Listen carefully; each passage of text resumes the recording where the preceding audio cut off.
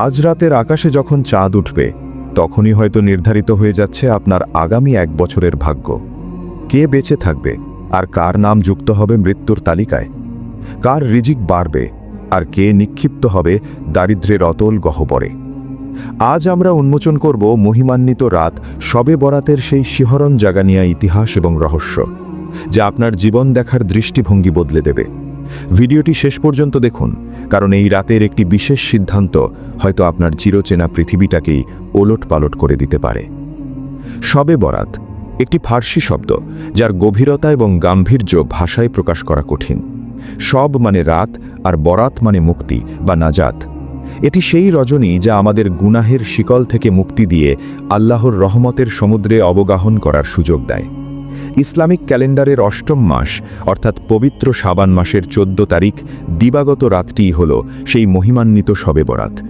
এটি কেবল একটি সাধারণ ক্যালেন্ডারের তারিখ নয়, বরং এটি হল মুমিন মুসলমানের জন্য আত্মশুদ্ধি এবং আল্লাহর নিকট নিজের ভাগ্য পরিবর্তনের শেষ সুযোগের এক মাহেন্দ্রক্ষণ।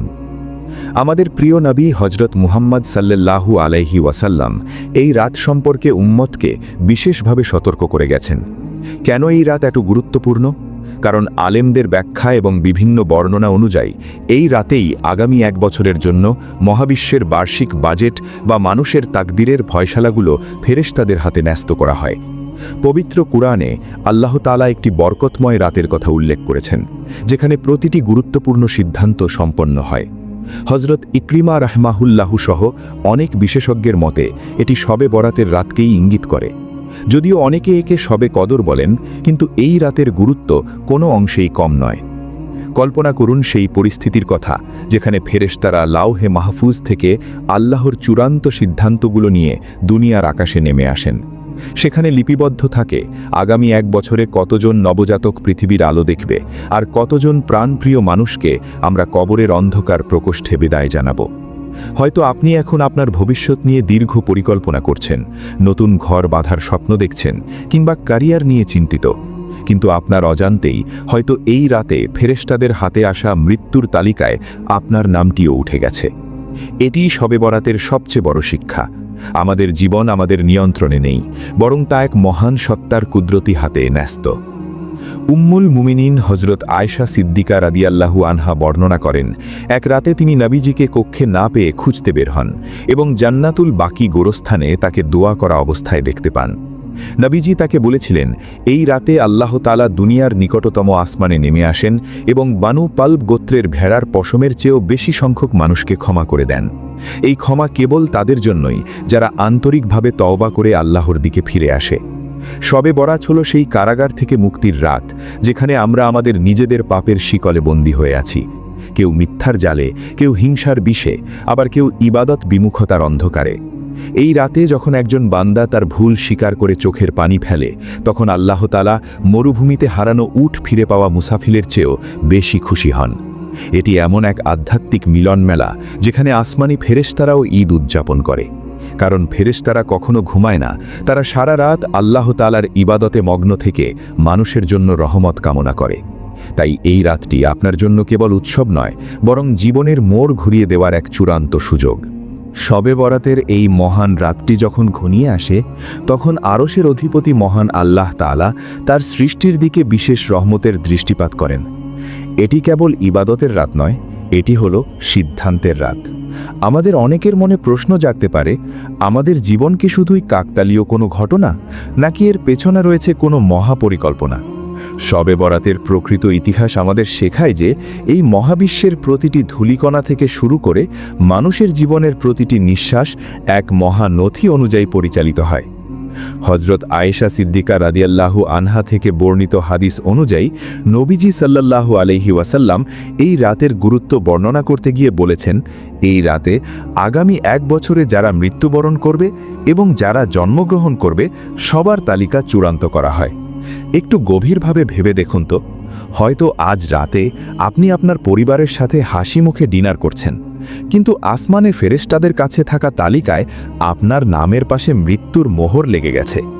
মানুষ ব্যস্ত থাকে ব্যাংকে টাকা জমাতে, বিলাসবহুল প্রাসাদ গড়তে কিংবা বড় কোনো ব্যবসায়িক চুক্তিতে, অথচ সে জানেই না যে তার হায়াতের সময়টুকু ফুরিয়ে এসেছে। এই রাতে রিজিক বন্টন করা হয়। কে অঢেল সম্পদের মালিক হবে আর কার জীবন কষ্টে ভরে যাবে তার চূড়ান্ত হিসাব নিকাশ এই রাতেই হয়ে থাকে। তবে এই ভয়ের বার্তার পাশাপাশি শবে বরাত আমাদের শোনায় আল্লাহর এক পরম মমতাময়ী আশার বাণী। ট্রান্সক্রিপ্টে বর্ণিত সেই মরুযাত্রীর কথাটি স্মরণ করুন, যিনি মরুভূমির তীব্র দাবাদহে নিজের উট এবং সব মালপত্র হারিয়ে মৃত্যুর প্রহর গুনছিলেন। তৃষ্ণায় বুক ফেটে যখন তিনি নিশ্চিত মৃত্যুর অপেক্ষা করছিলেন, ঠিক তখনই অলৌকিকভাবে তার উটটি ফিরে পান। সেই মুহূর্তে আনন্দে আত্মহারা হয়ে তিনি ভুল করে বলে ফেলেছিলেন, হে আল্লাহ, তুমি আমার বান্দা আর আমি তোমার প্রভু। নবীজি সাল্লাল্লাহু আলাইহি ওয়াসাল্লাম বলেছেন, একজন বান্দা যখন তার পাপের বোঝা নিয়ে লজ্জিত হয়ে আল্লাহর দরবারে তওবা করে, তখন আল্লাহ তাআলা সেই মরুযাত্রীর চেয়েও অনেক গুণ বেশি খুশি হন। এই রাতে আল্লাহর রহমতের সমুদ্র উথলে ওঠে। বনু কালব গোত্রের পশুপালের অগণিত লোমের চেয়েও বেশি মানুষকে আল্লাহ আজ ক্ষমা করে দেন। সুলতান মাহমুদ গজনভী ও তার বিশ্বস্ত খাদেম আয়াজের সেই ঘটনার কথা ভাবুন। আয়াজ বাদশাহর একটি আদেশ পালন করতে গিয়ে অন্যটি ভুল করেছিলেন, তবুও তার আন্তরিকতার জন্য বাদশাহ তাকে ক্ষমা করেছিলেন।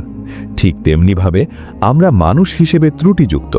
আমাদের ইবাদতে কমতি থাকতে পারে, আমাদের চরিত্রে বিচ্যুতি থাকতে পারে, কিন্তু এই শবে বরাতের রাতে যদি কেউ আন্তরিকভাবে বলে, হে আল্লাহ, আমি ভুল করেছি, আমি তোমার কাছে ফিরে আসতে চাই, তবে আল্লাহ তার পূর্বের সব অপরাধ মুছে দিয়ে তাকে এক নতুন জীবনের স্বাদ দান করেন। কিন্তু সাবধান, এই রহমতের সাগরে অবগাহন করার সুযোগ সবার হয় না। কিছু দুর্ভাগা ব্যক্তি আছে যাদের এই বরকতময় রাতেও ক্ষমা করা হয় না। যারা আল্লাহর সাথে শিরক করে, যারা অন্তরে অন্যের প্রতি হিংসা বিদ্বেষ পোষণ করে এবং যারা আত্মীয়তার বন্ধন ছিন্ন করে, তাদের জন্য এই রাত কেবলই আক্ষেপের।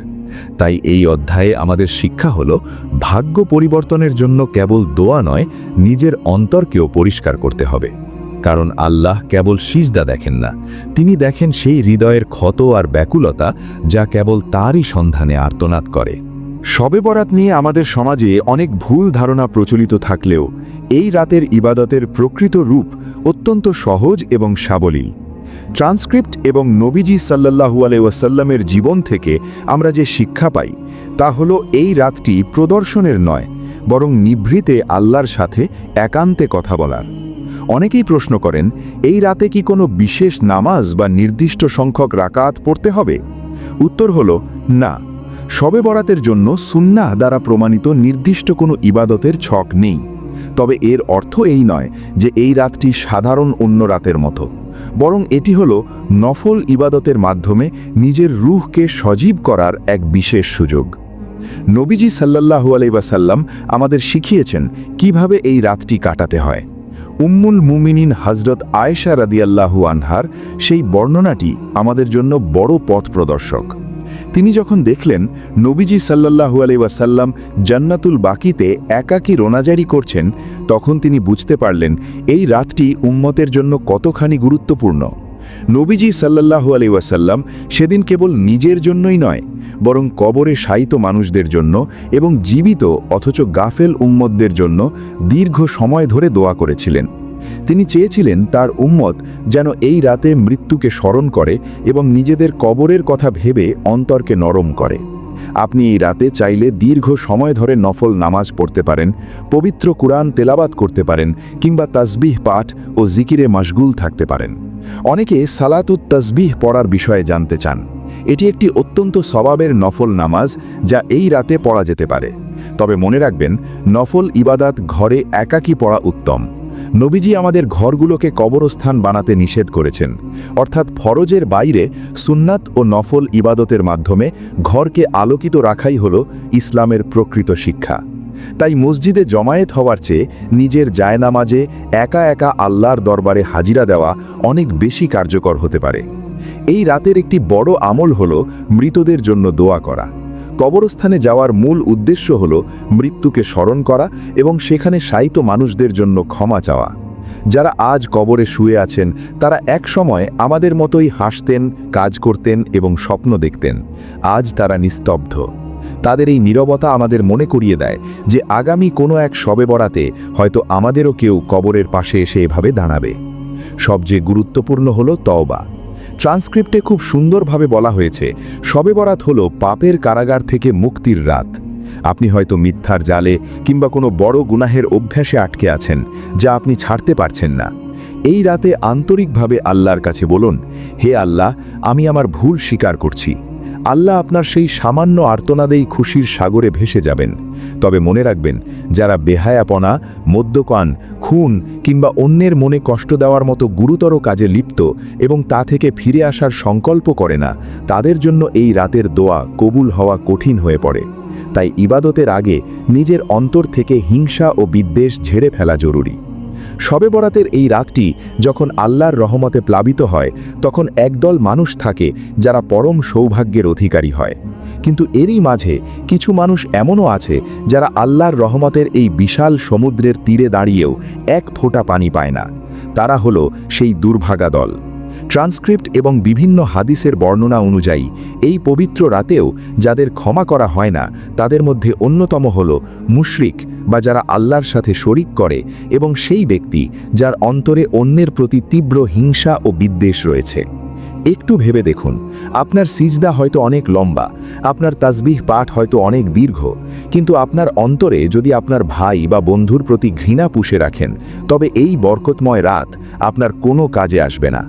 নবীজি বিশেষভাবে সতর্ক করেছেন, যারা মদ্যপায়ী, যারা মা বাবার অবাধ্য এবং যারা অন্যায়ভাবে মানুষকে হত্যা করে বা অন্যের হক নষ্ট করে, তাদের জন্য এই রাতের মুক্তি প্রযোজ্য নয়। শবে বরাত আমাদের শেখায় যে আল্লাহর সাথে সম্পর্ক স্থাপনের আগে মানুষের সাথে সম্পর্ক পরিষ্কার করা কতটা জরুরি। এই রাতেই ফয়সালা হয়ে যায় আপনার পরবর্তী 1 বছরের প্রতিটি পদক্ষেপের। ট্রান্সক্রিপ্টে দেওয়া সেই উদাহরণটি মনে করুন। এক যুবক যার বিয়ের প্রস্তুতি চলছে ঘরে ঘরে, সানাই বাজার অপেক্ষা, অথচ সেই মুহূর্তেই আসমানি নথিতে তার নাম চলে গেছে মৃতদের তালিকায়। এই রাত আমাদের জীবনের অস্থিরতাকে চোখে আঙুল দিয়ে দেখিয়ে দেয়। এটি আমাদের মনে করিয়ে দেয় যে নিঃশ্বাসটি আমরা এখন নিচ্ছি, পরের নিঃশ্বাসটি নেওয়ার গ্যারান্টি আমাদের কাছে নেই। তাহলে আমাদের করণীয় কি? যদি আমাদের নাম ইতিমধ্যেই সেই তালিকায় লেখা হয়ে গিয়ে থাকে, তবে আমাদের উচিত কান্নাকাটি করে আল্লাহর কাছে ফরিয়াদ জানানো, কারণ দোয়া তাকদীর বা ভাগ্য পরিবর্তন করতে পারে। এই রাতে আপনি আপনার জীবনের বাজেট রিভিশন করার জন্য আল্লাহর কাছে আবেদন করতে পারেন। আল্লাহ যখন দেখেন তার বান্দা দুনিয়ার সব মায়া ছেড়ে এই শেষ রাতে তার দরবারে হাত তুলেছে, তখন তিনি দয়া পরবশ হয়ে জীবনের কঠিন পরীক্ষাগুলোকে সহজ করে দেন। প্রিয় বন্ধুরা, শবে বরাত মানে কেবল হালুয়া রুটির উৎসব কিংবা আতশবাজি নয়। এটি হলো নিজের ভিতরকার অন্ধকারকে দূর করে আল্লাহর নূরে আলোকিত হওয়ার রাত। এটি হলো সেই রাত যখন আপনি আপনার জীবনের সমস্ত ভুল ভ্রান্তি মুছে ফেলে এক নতুন অধ্যায় শুরু করার অঙ্গীকার করবেন। হয়তো এটাই আপনার জীবনের শেষ শবে বরাত। পরের বছর এই রাতে হয়তো আপনার কবরের পাশ দিয়েও অন্য কেউ হেঁটে যাবে। তাই আজ রাতেই তওবা করুন, নিজের আত্মীয় স্বজনদের ক্ষমা করে দিন, নিজের অহংকার বিসর্জন দিন এবং আল্লাহর দরবারে নিজেকে সঁপে দিন। মনে রাখবেন, আল্লাহ অপেক্ষা করছেন কখন আপনি ডাক দেবেন আর তিনি আপনাকে ক্ষমা করে দেবেন।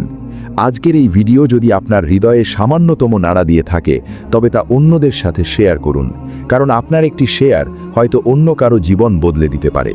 কমেন্ট বক্সে লিখে জানান আপনার অনুভূতি। আল্লাহ আমাদের সবাইকে এই রাতের পরিপূর্ণ বরকত দান করুন। আমিন।